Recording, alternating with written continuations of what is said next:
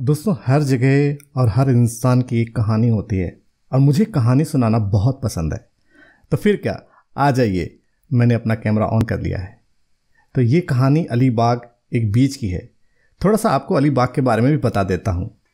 अलीबाग को महाराष्ट्र का गोवा बोलते हैं और हमें अलीबाग के एक सुंदर बीच नागांव पहुँचना था। तो फिर क्या, हम निकल पड़े एक और खूबसूरत यात्रा पर। अगर आपको बीचेस में घूमना बेहद पसंद है तो नागांव एक अच्छा ऑप्शन हो सकता है और यहाँ पर आपको स्पोर्ट एक्टिविटी भी करने को मिल जाएंगी। बीचेस पे अर्ली मॉर्निंग और शाम को टहलना बहुत ही अच्छा लगता है, खास करके मुझे तो बहुत अच्छा लगता है। तो चलो मैं सुनाता हूँ अपनी कहानी। हम सब सुबह लगभग 4 बजे पुणे से अलीबाग के लिए निकल चुके थे और जब हम निकले थे तो सुबह का वक्त इतना अच्छा लग रहा था, मानो ऐसा लग रहा था कि यह वक्त कभी ख़त्म ही ना हो। और जब हम पूना और मुंबई हाईवे क्रॉस कर रहे थे तो सुबह सुबह हल्की फॉग भी थी। कैमरा इतना हिल रहा था लेकिन मैं इतना खुश था, मुझसे रहा नहीं गया और मैं शूट करता रहा। और जब मैं जा रहा था तो सामने का व्यू इतना अच्छा था कि मानो ऐसा लग रहा था कि बस ये ख़त्म ही ना हो, ये रास्ता कभी ख़त्म ना हो। और जब हम जा रहे थे तो मौसम भी हमसे आँख में चोली खेल रहा था। कभी बारिश हो रही थी तो कभी धूप निकल रही थी, मानो सूरज देवता लुका छिपी खेल रहे हों। तो फिर क्या, 6-7 घंटे का सफ़र पूरा करने के बाद हम अपने प्लेस पे पहुंचने वाले थे। तो ये देखिए, ये हमारा है प्लेस। तो हम यहाँ पर 2 से 3 दिन रुकने वाले हैं और आपसे अपना एक्सपीरियंस शेयर करने वाले हैं। पहुँचने के बाद यहाँ पर हमारा जो स्वागत है गर्मा गर्म चाय से हुआ। और सच बोलूँ, मुझे जो महसूस होता है मैं वो आपको बताने वाला हूँ। आप चाय और ऑमलेट कितना भी घर में बना लें, लेकिन जो मज़ा चाय पीने का और ऑमलेट खाने का बाहर आता है उसका अलग ही एक स्वाद होता है, उसका एक अलग ही फीलिंग होती है। तो ये जो विला हमने बुक किया है ये समुद्र से लगभग 2.5 किलोमीटर अंदर की ओर है। अब मैं आपको आसपास का नज़ारा देता हूँ। यहाँ पर कुछ 2-4 प्रॉपर्टी बहुत ही पुरानी थी और खंडहर में तब्दील हो चुकी थी, जिनको देखकर डरावने ख्याल भी आ रहे थे और ऐसा लग रहा था कि रात में कहीं ऐसा ना हो भूत आ जाए। खैर, ये तो रही मजाक की बात। अब आगे बढ़ते हैं। चलो मैं अभी बाहर चल के ना आपको दिखाता हूँ। ये देखो, यहाँ से दिखाता हूँ। ये देखिए,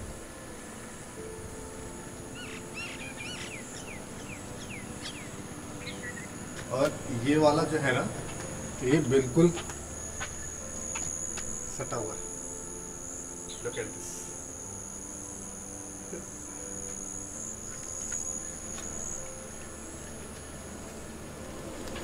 तो ये है, नीचे ये बड़ा हॉल है और ऊपर ये सो रहे हैं। और मैंने ये वाला रूम भी रखा है।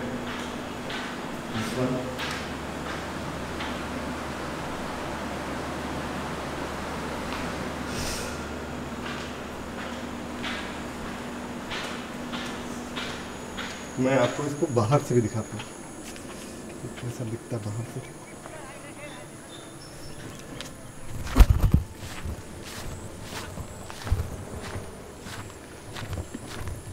देखो ये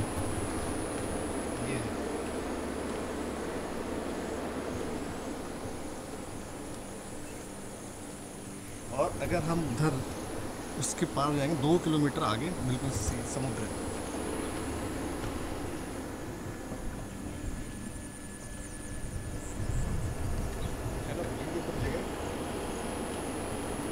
खैर, मुझे तो बहुत अच्छी लगी। देखने एक्सपीरियंस कैसा होने वाला है। बहुत दिन के बाद जो है क्या है कि बहुत दिन के बाद जो है निकले हम लोग, क्योंकि कोविड की वजह से निकलना बहुत ही मुश्किल हो रहा था। तो सोचा कि चलो ठीक है, थोड़ी डिस्टेंस में चलते हैं। और ये जगह हमें मतलब आसानी से मिल गई, सुशील को मिल गई थी तो उसने अच्छे से बुक कर दिया। और हम लोग चाहते थे कि भीड़ भाड़ इलाके से रहें, क्योंकि भीड़ में रहना नहीं, कोविड सिचुएशन की वजह से भीड़ में रहना नहीं चाह रहे थे। तो अगर सी साइड जाना तो आराम से जा सकते हैं, विजिट कर सकते हैं, देख सकते हैं। आज थोड़ी भीड़ कम होगी बट जो यहाँ के केयर टेकर हैं उन्होंने बोला कि संडे सैटरडे भीड़ होती है। तो आज हम लोग थोड़ी देर बाद जाएंगे, भी थोड़ा सा सन डाउन हो जाए उसके बाद जाएंगे। देखें, आजा आजा आजा। तो ये मेरी डार्लिंग आ गई। इधर आओ, इधर। नो केमी। हम सब बहुत थक चुके थे।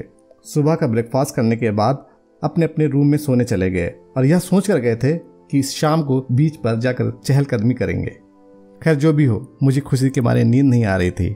और फिर क्या, जैसे ही शाम हुई हम सब निकल पड़े समुद्र की तरफ और बीच पे पहुंचते हुए हम सबकी मस्ती चालू हो चुकी थी।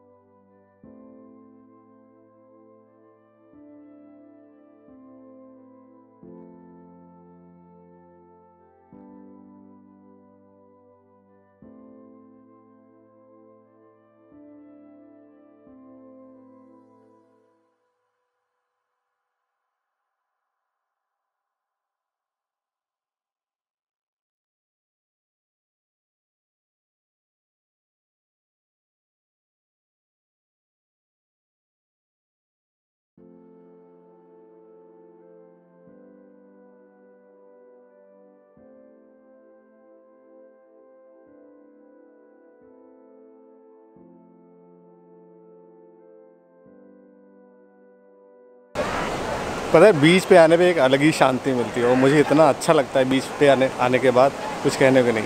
तो अभी जो ये समुद्र की जो लहरें हैं, इनको फील करने की जो कोशिश करिएगा, कितना मज़ा आता है। तो हम अब पहुंच चुके हैं बीच पे। तो ये शाम का मौसम है, कुछ टेलविंड भी हमारे साथ में। Wow, hello. तो टेलविंड कुछ बोलो भाई। एक्चुअली हम लोग दोपहर में आने का प्लान कर रहे थे, बट इतनी गर्मी थी यहाँ पे, तो फिर हम लोग शाम में आए हैं। एंड बहुत सुंदर वेदर है, सन भी एकदम लाइट है, बहुत ही अच्छा लग रहा है। इट्स अ मस्ट विजिट वाला प्लेस। सो आई थिंक आप हिमांशु के ब्लॉग पे देख सकते हो यहाँ पे, यहाँ का डिटेल्स वगैरह। सो यू प्लीज़ प्लान और ज़रूर आइएगा यहाँ पे देखने के लिए। और कुछ ग्लिम्स है टेलविंड पे भी जाएंगी, जरूर टेलविंड को विजिट करिएगा और देखते रहिएगा। और मैं आपको ऐसे ही अच्छे से सीन जो दिखाते रहूँगा, प्लीज़ बने रहिए।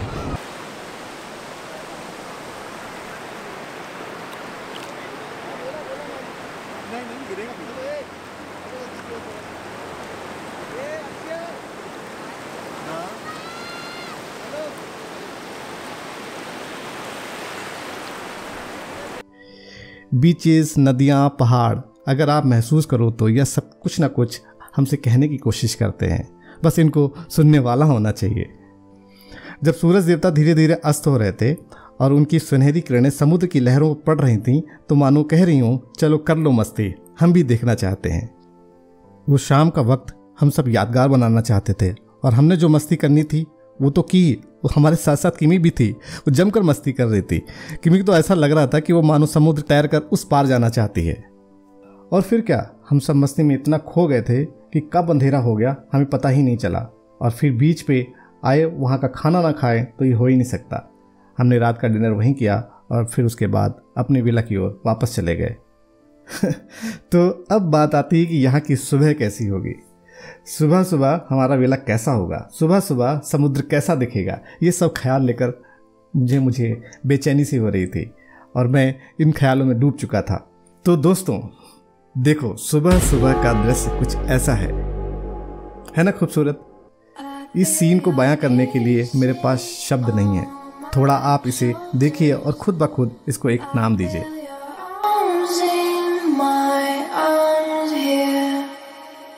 Nobody can break our connection under a tall palm tree. Night falls on my house, moonlit highlight. और फिर यहाँ पे शूट करने के बाद हम निकल पड़े बीच पे।